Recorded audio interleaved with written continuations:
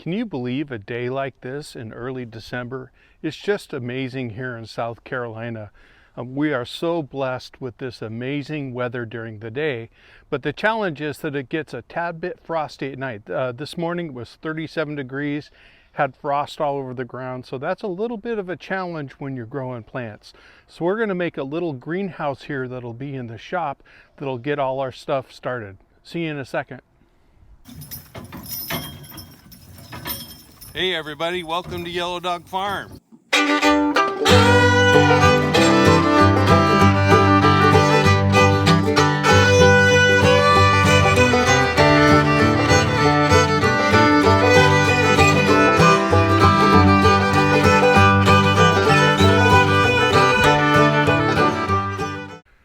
Well, I decided to go ahead and build this little greenhouse for two reasons. One is that I'm going to grow vegetables or produce all winter long.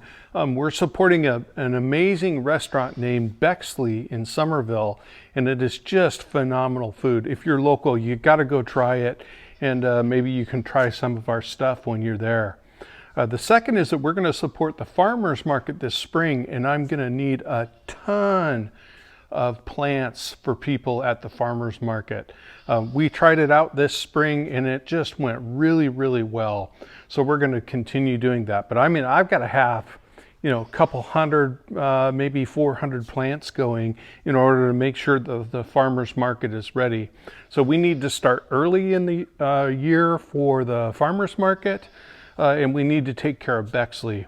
And I don't know if you've really started a whole bunch of trays all at once, but you understand the challenge it can be for watering. It's not like you have one or two. If you've got 20, it can take some time to take care of it. First of all, we're going to go ahead and do a flood and drain system. So I bought some 2 foot wide by 8 foot long trays, and you'll see how they work here in a little while. So that'll go ahead and water everything for me. I'm excited about it because you can just place things into the system and it doesn't really matter what it is. It's not as particular as my microgreen system. So it's going to be a double decker. The first height will be just about where the table is, maybe a tad lower, and then we'll have a second area here about 5 feet tall. So that's where they're going to go. They're going to get tons of natural sunlight. So I may put a few grow lights up, but they're mainly going to get this beautiful sunlight that's in front of us. Now I got really lucky. My neighbor actually gave me some reclaimed shipping wood from shipping containers coming from overseas. So I'm going to go ahead and use those to build the system. So that's the goal. Well, if you haven't seen a flood and drain system before, it's pretty straightforward. This tub gets water pumped up into it for a certain level, and then once the pump stops, it goes ahead and drains away. Really super simple. The thing I like about it is it's really flexible. You can see here I've got a seed tray, a 72 cell seed tray sitting in there, and then some small potted plants sitting next to it. So you can switch things in and out. It's really no big deal. And it'll help just about everything. So we're gonna go ahead and get started, and we're gonna do it by starting with the support structure.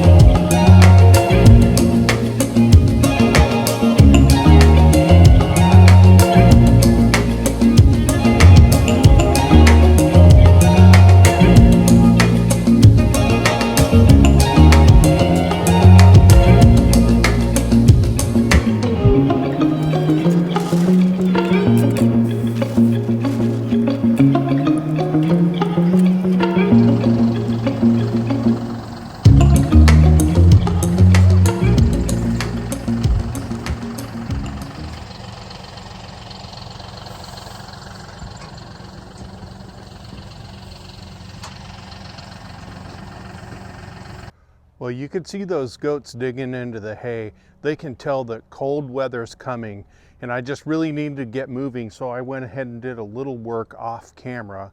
You can see here that we've got the greenhouse plastic up at 6 mil. I just went ahead and stapled it on, and then I put a few battens in here to hold it, and also got the roof. I'll take you around to the other side so you can see what's happening there.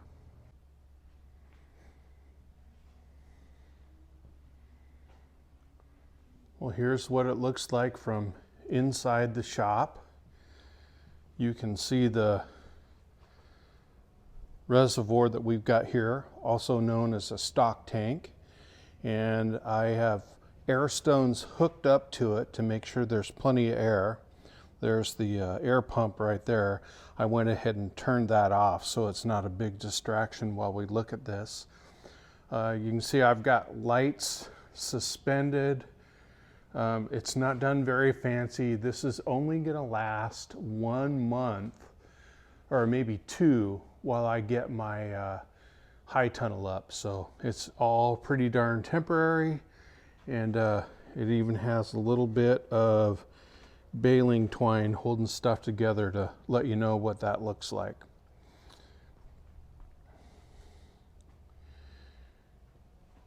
Here's a peek at the heater. It's good for 120 square feet, so it's more than enough for this little greenhouse, and it's got a really slick, robust controller.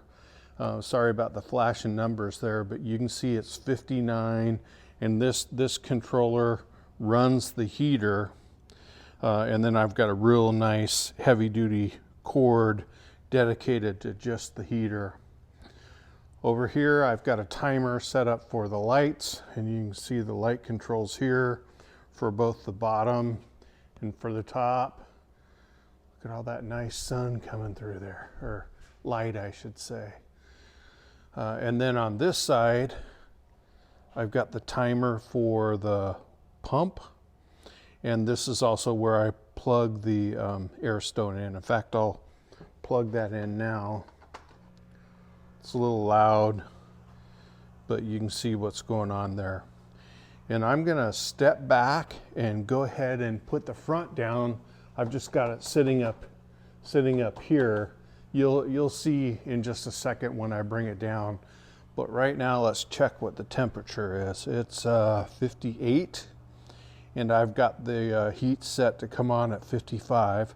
I'm gonna go ahead and roll this front down, and we'll see what the temperature does.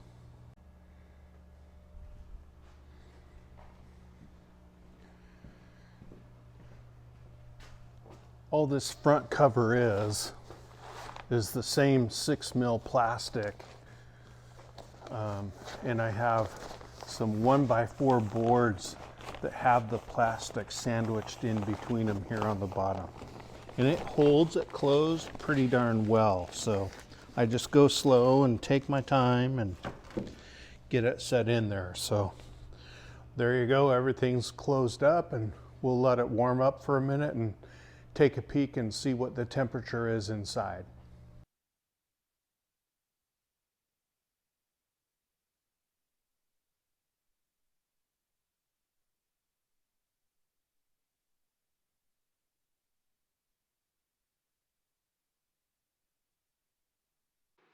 This thing was a ton of fun to build. I hope this helps you if you decide to build a greenhouse. And please like and subscribe to the channel if it works for you, and we'll see you on the next video.